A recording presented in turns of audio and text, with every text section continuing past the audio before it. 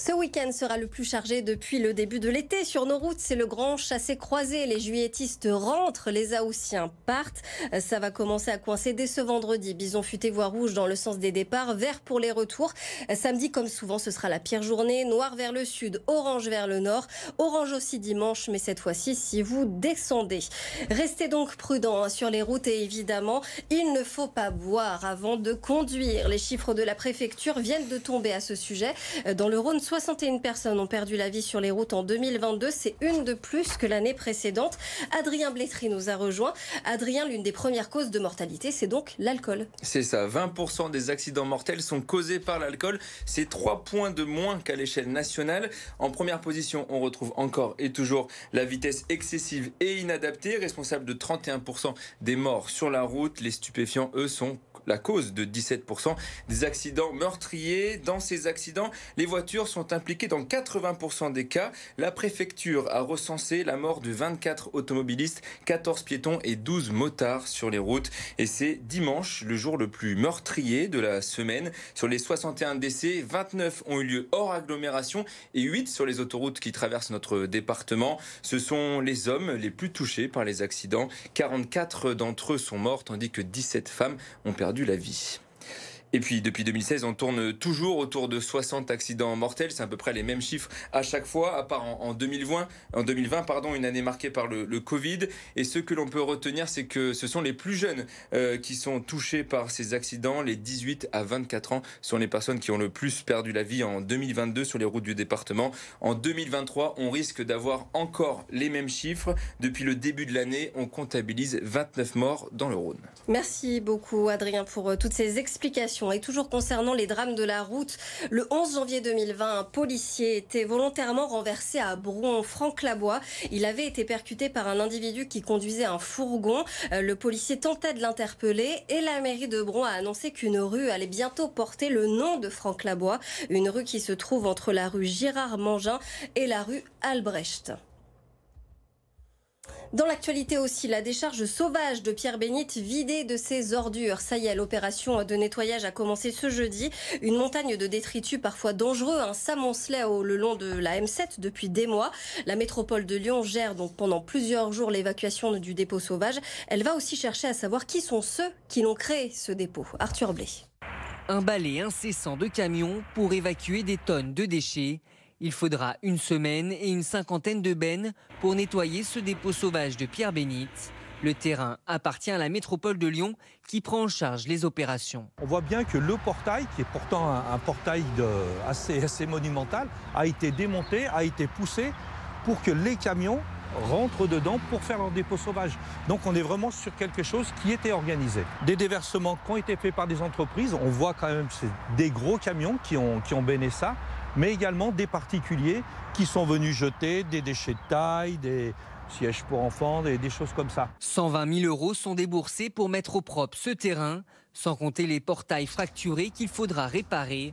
La métropole de Lyon espère retrouver les responsables et les faire payer. Sur les dépôts qui sont actuels, on a recherché et on va trouver certainement encore pendant l'opération de nettoyage ces jours les traces de savoir d'où ça vient et d'essayer de retrouver les propriétaires à l'origine de façon à pouvoir effectivement poursuivre les gens qui sont venus jeter. Dès la rentrée, ce terrain de plus de 2 hectares doit devenir un lieu de stockage et de production de terre pour les plantations de la métropole.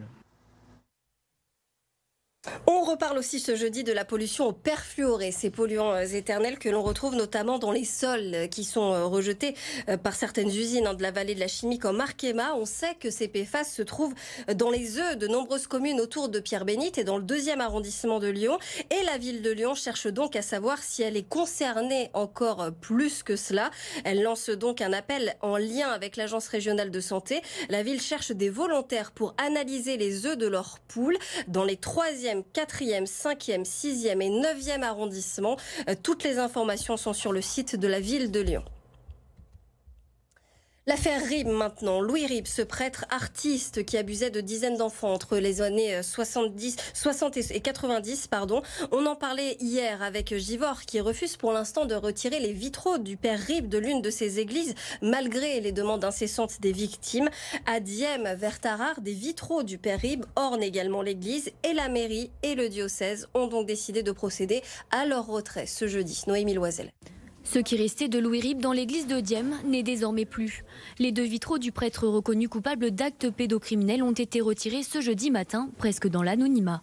Effectivement, ce matin, j'ai entendu taper dans l'église, donc je me demandais ce qui arrivait. Et puis après réflexion, oui, je me suis dit, c'est certainement les vitraux qui sont en train d'enlever. Dans ce village où le prêtre décédé a officié pendant plusieurs années, on se pose des questions. Certains habitants sont étonnés. Je ne sais pas pourquoi ils ont retiré les vitraux. Il me semble que le fait d'enlever la signature, ça aurait peut-être suffi. Est-ce qu'on peut condamner l'œuvre? Est-ce qu'on doit condamner la personne? C'est vrai que si ça peut contrarier certaines personnes, je le comprends. Mais personnellement, moi, ça ne me dérange pas, quoi. Tout le monde n'est pas du même avis. On ne peut pas séparer l'artiste de l'œuvre. L'église, ils font certainement un peu de ménage ce côté-là, parce qu'ils ont pas mal de choses à se rapprocher. Ils sont même responsables de ce qu'on est. Donc on n'est pas que un peu pédophile et un peu peintre ou autre chose. Moi je crois que plus on s'intéresse aux victimes de ces gens-là, mieux c'est. De leur côté, les victimes reprochent au diocèse de les avoir prévenus la veille alors qu'ils souhaitaient assister au retrait des vitraux. Contacté, le diocèse explique les avoir informés dans les plus brefs délais. Les vitraux du père Ribes devraient être retirés dans 4 églises dans les prochaines semaines, à Sainte-Catherine, Caluire-et-Cuire, Loire-sur-Rhône et Charly. Vous l'avez peut-être remarqué, rue de la République, un Quick a ouvert ce jeudi en fin de matinée. Ça fait 8 ans qu'on n'avait pas vu de restaurant de l'enseigne à Lyon. Ils avaient été remplacés petit à petit par Burger King. C'est le 123e Quick à ouvrir en France du coup. Et les Lyonnais sont plutôt ravis d'aller y déguster des burgers, notamment l'emblématique Giant. Écoutez justement ces Lyonnais au micro de Jade Lamy. Je suis pas très fast-food en général, mais là j'avoue que je me laisse tenter. Pourquoi? J'aime bien le black là que je viens de goûter, épicé, tomate, qui est bien. La qualité, la rapidité, les potatoes de cheddar aussi, qu'on trouve pas dans les autres enseignes. Surtout moi je suis une fan de potatoes et d'habitude c'est que frites cheddar, donc là je suis contente. J'ai commandé un menu, sauf qu'ils n'avaient pas de boisson. Il n'y a que de la Minute Maid ou de l'eau, parce qu'apparemment ils ont un problème au niveau du gaz. C'est dommage, surtout pour leur premier jour. Ça fait des années que je mange chez Quick. Malheureusement il n'y en avait que 2, et pour y aller c'était un petit peu long. Moi, ça m'arrange parce qu'en plus je travaille en ville, du coup pendant mes pauses je pourrais y passer souvent. Un mot de sport et de rugby avec 3 de nos joueurs du Loup qui sont sélectionnés en équipe de France. Baptiste Couillou, Ethan Dumortier et Dylan Cretin. Les 3 rugbymen sont appelés par Fabien Galtier pour la série de test-match avant la Coupe du Monde qui démarre début septembre. Le 15 de France jouera son premier test-match ce samedi en Écosse. Et puis si vous savez pousser la chansonnette et que vous êtes fan de Freddie Mercury, pourquoi ne pas participer au projet 500 voix pour Queen? En fait, des artistes seront en tournée dans toute la France dès janvier prochain. Autour d'eux, dans chaque ville, un chœur local. À Lyon, 500 chanteurs sont donc recherchés pour accompagner les solistes et les musiciens. Une sélection sera organisée dans les prochains mois. Tous les détails sont à retrouver sur le site de l'événement. Vous pouvez aussi vous inscrire pour participer.